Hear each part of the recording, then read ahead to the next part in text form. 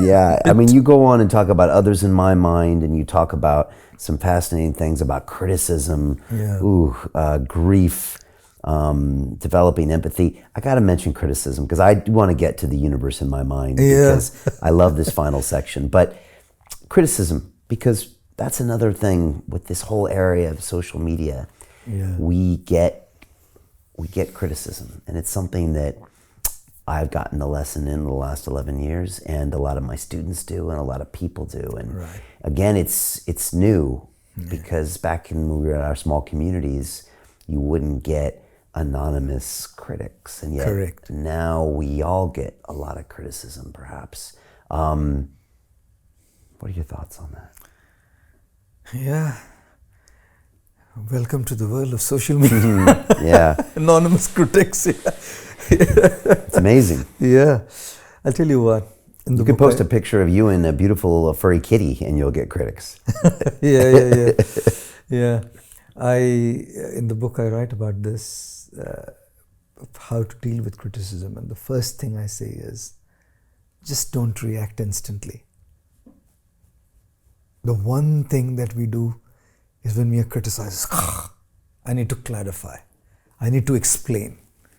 I need to justify why I did this, And a lot of times when we are emotionally disturbed, the way we react is not to actually answer the point, it's to just clear our emotional disturbance away. And if the reaction is meant to just clear my head of my emotional disturbance, what I'm saying is not even making sense to the person who's in front of me. I haven't answered his criticism. I'm just trying to clear my burden off my head, So I really don't think we should be, whether it's physical criticism for somebody in front of me, an email, my colleague, or even social media. I really don't think we need to react instantly to anything, because we need for our mind and our head to just cool down a little bit. And if I shake this glass of water up like really bad and the water's like going all over the place, what if we had a coin down here? We wouldn't be able to see the coin clearly because the water's all shaken up. But if we allow the water to settle down, we can very clearly see through the water. So when we are emotionally agitated and disturbed, this is what's happening to us. We can't see with clarity. But when we allow for the mind to settle down a little bit, and it does. If we do the right things, it does. Not that we're not going to address it, but with the mind settled down, we'll gain the right perspective and then see what to do. So the first thing I say in the book is don't react instantly. Right. Second, be open-minded. Right. The criticism, why? What's the problem? People will criticize. How can everything be good about me?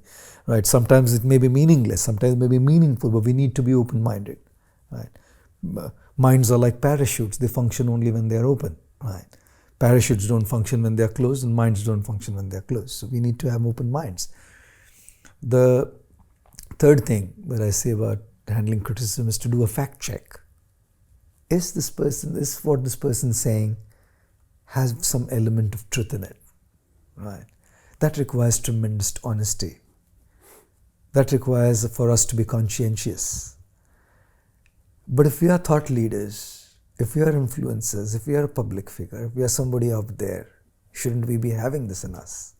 Right, to see that, okay, there may be an element of truth to what this person is saying. I'm not going to publicly say that, but in my own reflection, in my own introspection, I'm going to see if there's an element of truth. Sometimes the mind may fool us to say, oh, no, there's nothing rude, just making something up. Which is why we may need to check with a few other guides, friends, mentors to see that I think there is nothing, but do you also see there's nothing in there? So that's the third, a fact check. Right? The fourth is, if after a fact check I find that there is an element of truth, then the hard work to correct myself. Right? Hard work to correct myself. Not necessarily getting into an argumentative battle with somebody, because that gets nothing. I'm just going to reply back and forth and back and forth and back and forth. There's no end to these battles. Unless there's a legal thing. If there's a legal thing, I'm going to have to prove myself. There's a legal implication it has, some serious implication it has to my life or the work I do, I'm going to have to respond to that. But if it's not that, I'm just losing myself. And what Susie says of Sally says more of Susie than Sally. You know? Why am I responding to that much? So I'm going to have to correct myself if I need to at that point, after being honest and after talking to a few people to see if there's an element of truth, objectively, not the subjective moment, but objectivity. And then if there's no element of truth to it, then I have asked myself a question always. This has guided me through this 26 years, not just in criticism, in everything in my life. One simple question: does this deserve my reaction? The problem with us is we want to react to everything and everybody all the time. That's ruining our mental health. Why do I have to react to everything and everybody all the time? Is this of value? Is that person of value to my life? No, if it's not, why am I reacting so much to this person? It's all right, you know, it's all right. So I have this question always in my mind, even with situations. Does this situation deserve my reaction? Getting worked up about it, and it may be a serious situation, getting worked up about it is doing nothing. I'd rather look at what I can do and resolve it. So these are the 4 or 5 things that I've spoken about in the book. Deal with criticism when it comes, and this applies to an anonymous critic, or it applies to a critic who's in front of me, talking to me directly, or sending me an email too. So Jim Rickards has just recorded a video that's not available to anyone in the public, and he's going to be talking about how this upcoming recession is going to be fast, it's going to be bloody, it's going to be nasty. But at the same time, he's going to show you how you can position yourself to profit from all of this chaos. Now, we've made this video only available to our viewers. Go to londonreal.tv/Jim. Watch that immediately. I can't say enough good things about Jim Rickards. He understands the global economic system better than any guest I've ever had on London Real. His predictions are almost uncannily true, and you can learn how to profit from his vision, from his expertise, and his understanding of economics. So go to londonreal.tv/Jim or click the link below. It's an excellent, excellent look on what's going to happen in the future and how you can position yourself to profit from that. Jim is one of the best in the business, one of my favorite guests on London Real, and he's very, very good at predicting the future and showing us all to profit from it. So click the link, and I hope you enjoy.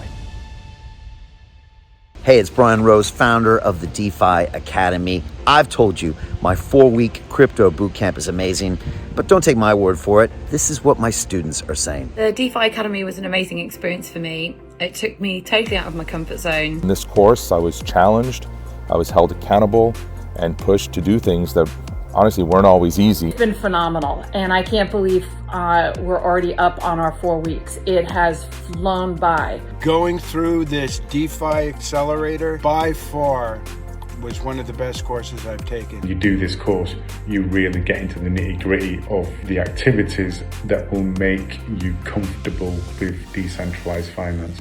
Thank you so much to Brian and everyone at London Real and the DeFi Academy for even putting together an amazing course like this. Anybody else that wants to do it, please sign up.